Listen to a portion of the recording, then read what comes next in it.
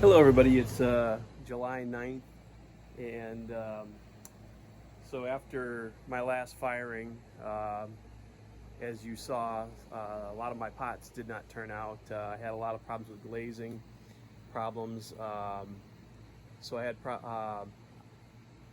so what I've decided to do is actually to go ahead and maybe try to refire them. I'm actually thinking that maybe some of my glazing problems were because I did not allow the pots to soak long enough um, at their high temperature. So possibly the glaze had just started to melt, and these bubbles and different things that I had maybe did not get a chance to settle. Maybe the bubbles didn't get a chance to actually bubble out of the glaze.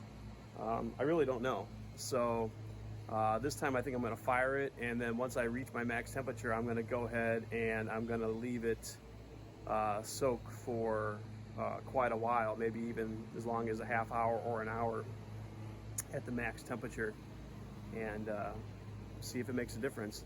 What I've also done, I'll just show you, is I don't know if it'll make a difference or not, but in different spots where the glaze was kind of messed up, like especially this one, this bowl was probably the worst one when it comes to how the glaze came out at the bottom. And it's a shame because the outside I was very actually happy with. I actually really like it. But at the bottom here, it just, for some reason, bubbled up, did not adhere to the clay at all. One of the things that may have happened, and I wasn't really careful for, was there was quite a bit of time that this pot actually sat on the shelf before I glazed it, and I didn't blow it out. And from what I understand, if there's dust that gets in it, that can definitely cause a problem where your glaze does not adhere to the clay very well. So what I actually just did as well, just to see what would happen, was I took some of the Celadon glaze that I had, and I actually painted in between all the bubbles, all the blisters of glaze, hoping that if nothing else, at least there, that glaze will now adhere to the clay. But then what I'm also thinking may end up happening is that possibly this light gray, the blisters, these bubbles here, may end up melting and actually kind of making a kind of a cool pattern in between the Celadon and the gray. So, again, it's just to see what will happen. That's the stage where I'm at right now. This bowl again came out fairly well. Again, the cloudiness here, again, I can tell is a lot of bubbles in the bottom of the glaze, and so I decided one more time again to fire this. I just put a little more clear glaze in the cracks. Hey, I don't know how many times I can fire a bowl, but we'll find out. But it doesn't really seem any worse for the wear for each firing. And again, this glaze here on the edge is actually very nice. So we'll see how that turns out. And then at the bottom of the kiln, I've already got it packed. I'm a little bit nervous about doing this mug and this mug because I'm just so happy with the rest of the outside of it. Like this one, the outside is just really beautiful. I mean, it probably couldn't have come out any better except for a small crack right here, which again, maybe I'll put a little Dove Gray in there actually real quick before I fire it again and see if I can get that to smooth over. The inside had a few spots where it didn't adhere well, and there's some bubbling. So again, I'm going to try to get that out. This one, this mug here, I've gone ahead where the crack is here. I put more glaze into it, hoping that will smooth that crack over some more. Again, there's a lot of bubbles in this. In a way, it kind of looks cool, but again, long-term drinking coffee or other liquids out of it, stuff is going to collect in there in the bubbles that have popped and not get out very easily. But I was really torn as to whether or not just to keep this as a kind of a nice one on my desk, because I just love, again, I don't know how well you can see it, but the color variation from the top to the bottom came out amazing. I mean, it came out this almost teal color at the top, and then gradually changes over to the terracotta, and it really came out cool. Even the way that the Celadon kind of broke over the pattern that I impressed here, where it shows up lighter and darker, I really, really like.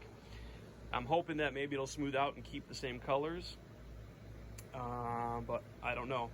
Although in the future, I said what I may end up doing is practicing this a little bit more, where I thought I was pretty even with my colors here. So I don't know if temperature was the difference, why it looks different on top or the bottom of the glass, but I'd love to be able to replicate that. I thought maybe even I could just do extra layers on the top part of glasses and let it try to bleed down.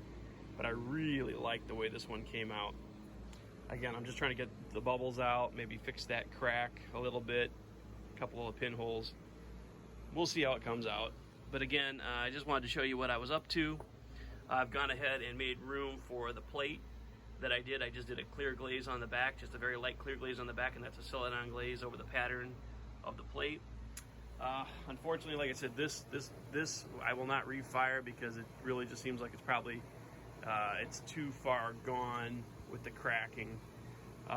You know, again, we see that it really bubbled up and had issues at the bottom. And again, why that's so bad is, one, I think it was too thick. I didn't maybe let it soak long enough, but the big problem is the cracks that are along the bottom of the pot here. And again, I really don't think that I can fix something that's that extensive, so that's a shame. But I'll probably just kind of keep that one as a kind of a souvenir more than anything else. It was a pretty little pot, but I don't think I'm going to try to even attempt to fix that one. So we'll bring you back in and see what the firing results look like. Hello everyone, welcome back. It's been a few weeks since I've done a video, but the last time you were with me, we were packing the kiln to do a firing, and so I thought I would show you what the results of that firing was. As ever, learning some new lessons when it comes to pottery and firing things. So like I said, we packed a small kiln. Yeah, some of the lessons that we learned with the pottery is a little harsh, but nevertheless, we have to look at it as something that we can take away from this to do better next time. And so what I will show you on the results, you'll notice that a lot of my pots are cracked. And the reason why that is because I tried to hurry the cooling too much. I guess the lesson that I really learned was that when you are going to fire your pottery, make sure, one, that you have if you're firing outside like I was doing, you got to make sure that you have a good clear weather report, and also that you have the time to let the kiln cool down properly.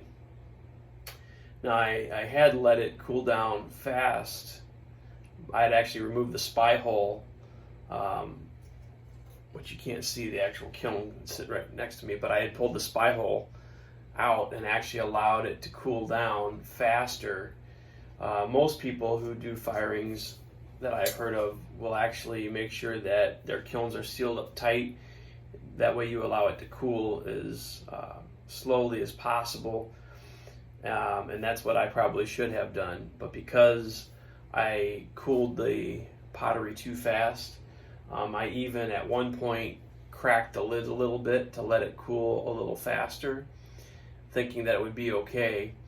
Well, what I ended up finding out was not only did that probably allow the temperature to drop too fast, also it began to sprinkle a little bit outside, which allowed some water to enter the kiln, which caused even more thermal shock to the pottery and caused some of it to crack. But anyway, I will show you what did happen. Some of my glaze ideas actually came out okay. It's a shame that the pots themselves cracked because of my carelessness with the temperature. But again, just as a reminder, on that kiln firing, what I was intending to do was to try to get some of the bubbling and some of the unevenness of my glazes to smooth out. So again, I'll show you the different pieces, what was originally why I refired it, and then how it all turned out. First off was the pot that I had repaired and fired a number of times. And again, the problem was that the bottom had a lot of bubbles in it. Now there are still some bubbles in it, but actually that's quite a bit less than what there was when I put it in. So what I had suspected was I got a lot of bubbling in a lot of my glazes. What I had suspected was that I never let the pots soak. That term is used to mean that you leave it at that heat. You allow the pots to continue to stay at that heat. What I had done before was when I let the pots get up to the max temperature that the kiln would heat them to, I immediately pulled the plug and let it start to cool down. But at times it's beneficial to allow your pots to soak, either while you're climbing in temperature or at the very end, especially once you've reached your max temperature, allowing it to soak. What that allows the glaze to do is remain in its liquid form and allow the bubbles to actually work their way out of the glaze. So again, some of these bubbles were probably pretty deep. This is quite a few layers of glaze actually on this, because I was constantly trying to cover over these cracks, which again, it is very smooth now. I don't feel any of these cracks. So that lets you know kind of how much glaze is actually in the bottom of this bowl. But yeah, so I don't know if you can see. So there was still a little bit of bubbling, but that was probably pretty deep down. And again, if I had probably let it soak at the max temperature even longer, which again was about 1860 degrees, if I would have let it soak longer, maybe even some more of those bubbles would have come out. But it definitely, I saw a marked improvement in almost all of my pots by allowing a longer soak at the max temperature. This, again, was that mug that I had done, my favorite mug. Now there are still some bubbles in the glaze, but all in all, it's quite a bit smoother than it was. And also, there was a crack here, and I had basically continued to put more glaze into it to try to seal up the crack. And I don't know if you can tell or not. Let's see if I can get it to focus here. I don't know if you can tell or not, but it did pretty much seal up the crack. So I was happy with that. The inside, again, it has a little bit of bubbling to it, but it's not as bad as it was. And I really have, I'm not sure if I would continue to drink out of this anyway.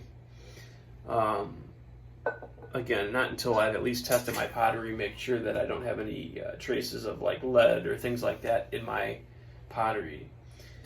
So this was the tea bowl that I did. I had put, again, just the Celadon glaze right on the clay body, and then the Celadon glaze over the gray underglazing. So again, it came out nice, but as you can see here and here, the pot unfortunately cracked. And I'm not sure if you can make it out in the video here. There is quite a bit of crazing. So what I found out is crazing is basically cracks in the glaze. And again, that's probably, again, due to the fact that I allowed it to cool too fast. With a lot of things that you do with clay, controlling the speed at which things heat up and cool down is very important. That's what I'm finding out.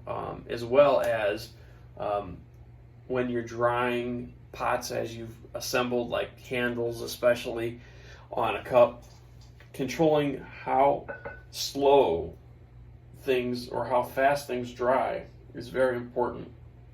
Again, so making sure that the handle, which will tend to want to dry faster than the rest of the body, making sure that the handle dries as slow as possible is very important when it comes to keeping your handles from cracking and keeping them intact. So again, another bowl that I did. Now this one, I don't know if you can see it, again, much smoother, obviously, again, inside. However, I did get a crack all the way around it again because I allowed it to cool too fast.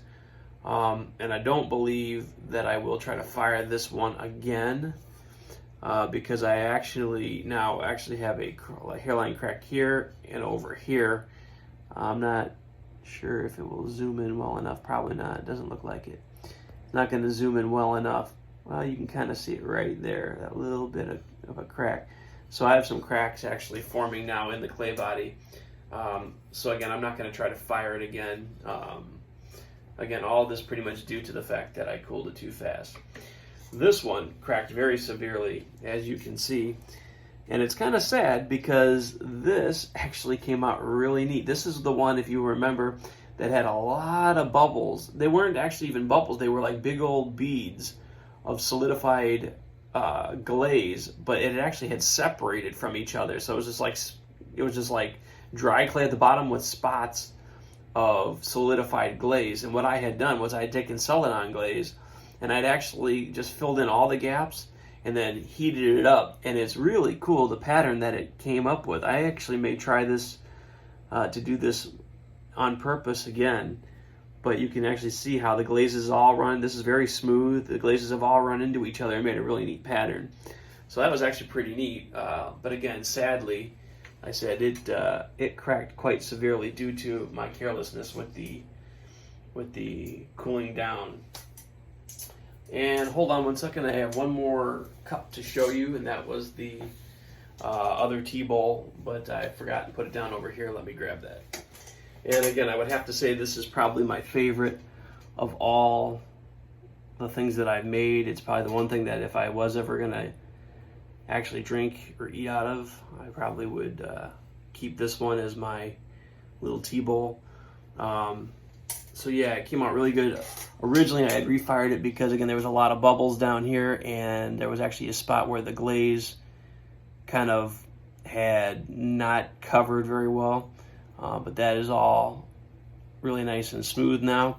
Another thing that I found that I think is really neat, if you can see along the edge here, is that the way that the colors came out when this Dove Gray spilled over the edge and fired, it actually started to run, and you can see I got just some amazing coloring where that Dove Gray started to kind of bleed out. It went to a very, very bright like violet color as it went down. So again, I really like that look, and I hopefully will be able to replicate this on purpose some more. But again, that's just the paddled. The texture is just the paddle from the back of my sandal. It had, I'll show you the sandal. But I basically, when this was wet, I just took the sandal and smacked it on the potter's wheel, and then ran it around and smoothed out the circular shape of the bowl. But it came out with that really nice pattern on it, which I really, really like. Had a little bit of cracking right here, but not too bad. And again, the rest of it, the pattern came out pretty good. I'll show you the sandal. Hold on one second. So basically, this is the sandal that I had, and I just basically got it wet, and then I smacked the side of the tea bowl. I basically kind of put my hand inside of it like this while I was on the potter's wheel to kind of give it some support, and then smacked it several times as I spun it around and made that nice pattern. So I'd like to try that again. Really came out cool. And also, I wanted to show you the plate that I also had glazed in Celadon. This actually came out very nicely. So again, I basically just went with a real light glaze over the bottom. I really wasn't worried too much, just basically a little slight coating. It's not even really all that glossy, just a little slight coating. But mainly I went up with several different layers of Celadon glaze over the plate that I glazed. And this came out good. I really don't see too much cracking, maybe just a little bit here in the base, but it didn't even crack all the way through, as you can see. But the pattern came out nice. I said there's some nice contrast between where the glaze went down into the recesses here, so there's a little bit of color variation, but yeah, all in all, this came out really well as well. I haven't really been doing too much else. I got a few tools, and I got some nice, I'll show you, I got some really nice little files. This is just a regular metal file, but these are basically little diamond files. And so basically what I want to do with these, I took my trim tool, which again is just a hacksaw blade, I think I've shown that to you before. It's just a hacksaw blade, and I've just taken and I filed the edges here, here, and here. So it's actually really nice and sharp now. And this will help me when I'm trimming my pots to cut the clay without it actually putting too much drag on it as it's spinning around. And I also worked on my needle tool. Again, these are just hacksaw blades that I've cut off and shaped, but that's basically to help you to like trim or cut off the lip of something. That is a nice little needle tool. I don't know if you can see how well you can see it, but yeah, so I filed that, and I may even file the back edge here. As well, I also went ahead and, since I sometimes use the back edge of my hacksaw blade for fluting, like I basically did on this jar, that's how I fluted all those little ribs that you can kind of see here. Is I basically took my hacksaw blade like this, and I basically drug it through all these grooves, and that's basically how I got my fluting. So I went ahead and I actually filed that real thin to give me a better, sharper curve that I can dig the clay out with. So again, that's pretty much what that was. Little dragonfly. But again, so yeah, just some of the things that I've been working on. I actually have also recently, I've showed you before, but these are basically my weed burners that I'm going to use for firing the propane in my kiln outside. And I recently just bought some hoses and everything to hook all that up to my propane tank. I went and got a propane tank from somebody off of Facebook that was selling one. I need to get another 40-pound propane tank, and I'm hoping to be able to hook. What I'm thinking about doing is taking my 2 propane tanks and plumbing them together into a T, and then from that having a single line and then going to another Y, which I actually have right here. I'll show you. I bought this, which is a Y, so it's got,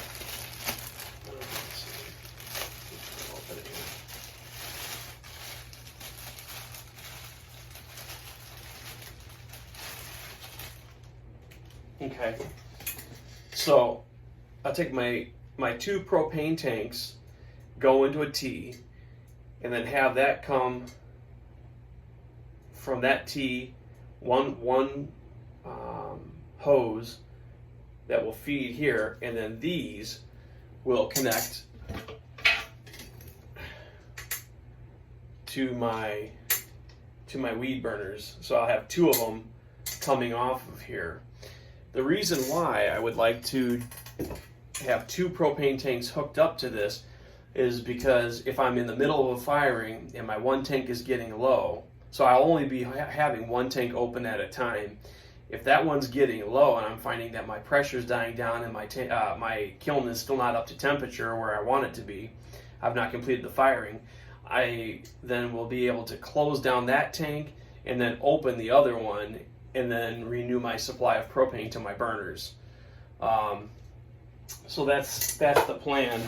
And then these weed burners themselves also have individual gas regulators on them to allow you to control the flow of propane. So between the 2 of those weed burners, I should be able to get quite a high temperature in the kiln.